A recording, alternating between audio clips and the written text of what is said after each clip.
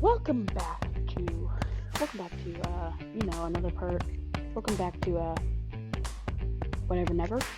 And this is part 5 to whether the Zug and Midoriya had private powers and full metal alchemists. Last time we left off on the USJ, where Bakugo died. Sadly. Spoiler, sorry. But when he died, he met someone called the Truth. And that's what I'm gonna pick up for now. When he met this strange being, all he could feel was the presence of this being. He said, "Who are you? Who are you? You weird sitting nerd? You weird sitting guy?" Something like that. And then the being smiled, saying, "I am God, or Satan, or must know me as the Truth." "Well, why am I here? I thought I was dead." "You are, but you have a chance to go back. But in exchange, you give me your arm and a leg." "Fine, I'll pay up." "But do I get to choose which arm and leg?" "Yes, left." "Okay, I accept your choice. Also, you get to do alchemy. Alchemy is equivalent exchange, basically. You can create anything as long as you know chemistry.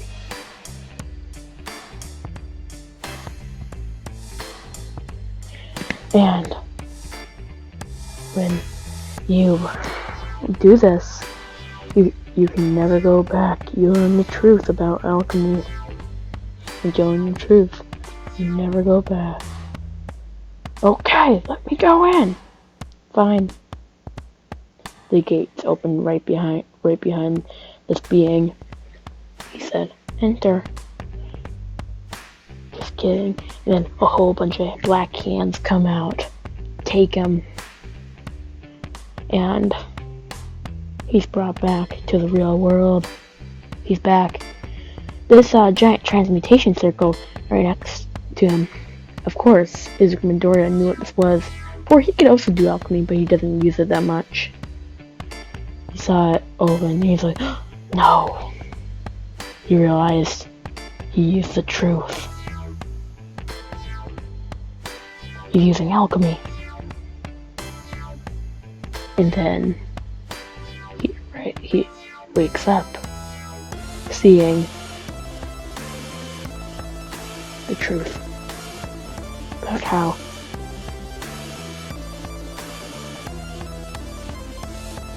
he knows who Izuku Todoroki is, for he is Izuku Midoriya.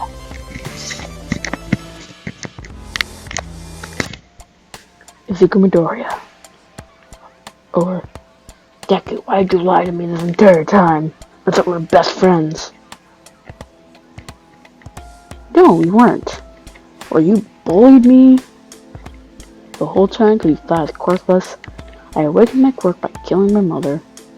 He doesn't actually say this. Never mind, actually, I take that back.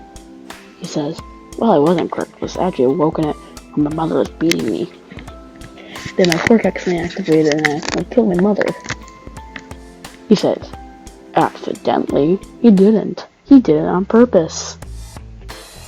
What he actually did was that he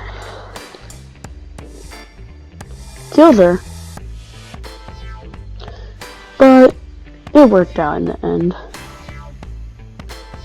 Or he didn't have to do that anymore. He didn't even have to listen to his mother. He didn't have any rules. He didn't have any consequences. He said, "Well, that slut. You think that is my mother?" And then Bakugo said, "Why would you kill your mother, slut? She did drugs. My dad overdosed on heroin. She didn't even care for me. She beated me all the time. She slept with multiple men in the house while I was still around. Did it in front of me. Over and over again."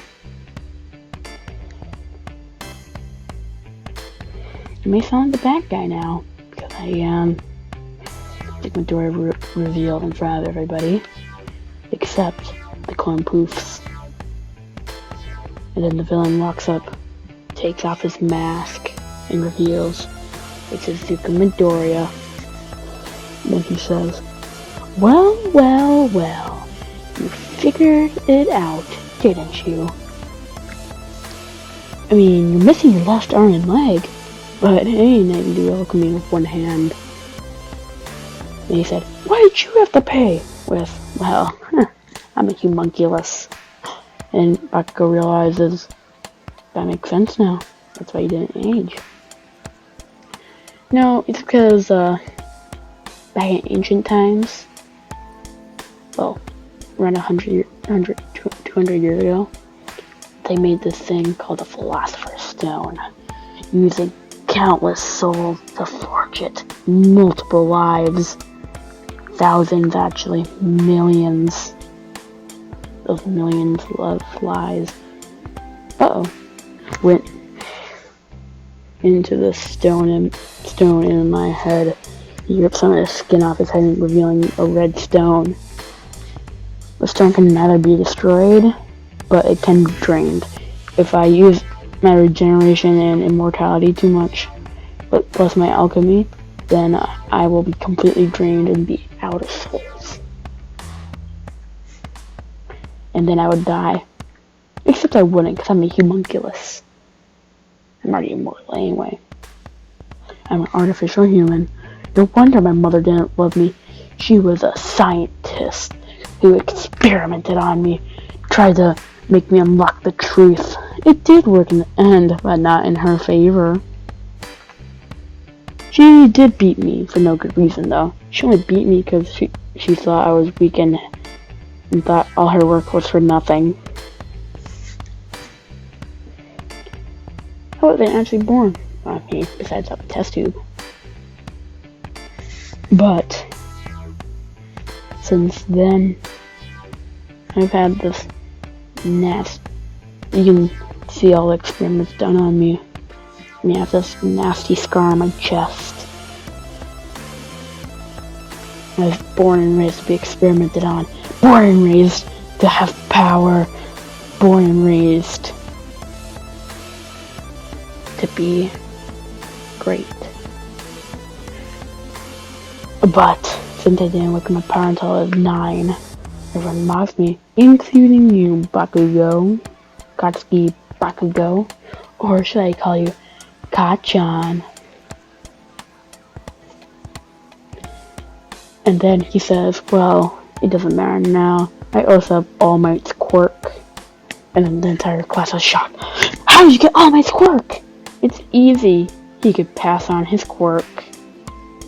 What do you mean pass on? His quirk has been passed on a total of 9 times. I am the 9th user of his quirk. It's a very heroic quirk. Because he gave it to a villain. Then at that moment, All Might busted in. You saw Midoriya with the villains talking with Kurogiri.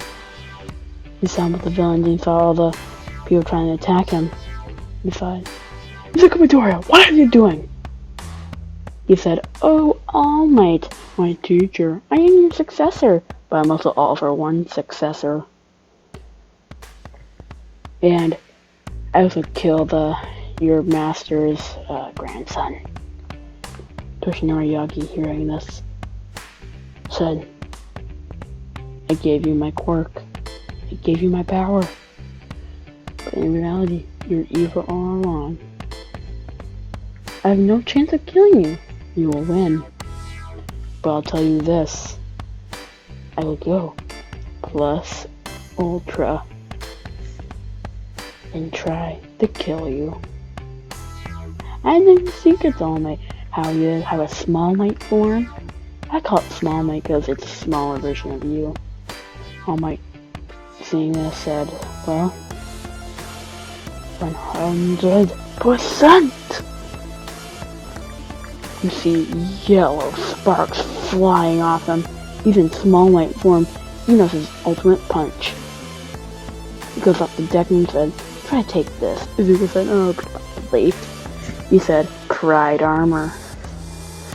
Armor, my pride. Armor. Armor, pride." Then pride goes all over his body, shielding him. But the punch does quite a bit of damage, like blows up the entire USJ, plus some other collateral damage. All the villains are knocked out, except Kurogiri. Sorry, excuse me. And Izuku Midoriya. You see 1 or 2 green sparks flying off him. 1 or 2 black sparks flying off him. If he says, "Oh mate, beat you with your own power." Hit him with 100%. He said, "Well, all mate, here it goes. 100% united. State of smash!" Killing everybody in the area except Kurogiri. He killed All Might. He killed Aizawa. He killed 13. He killed all the students.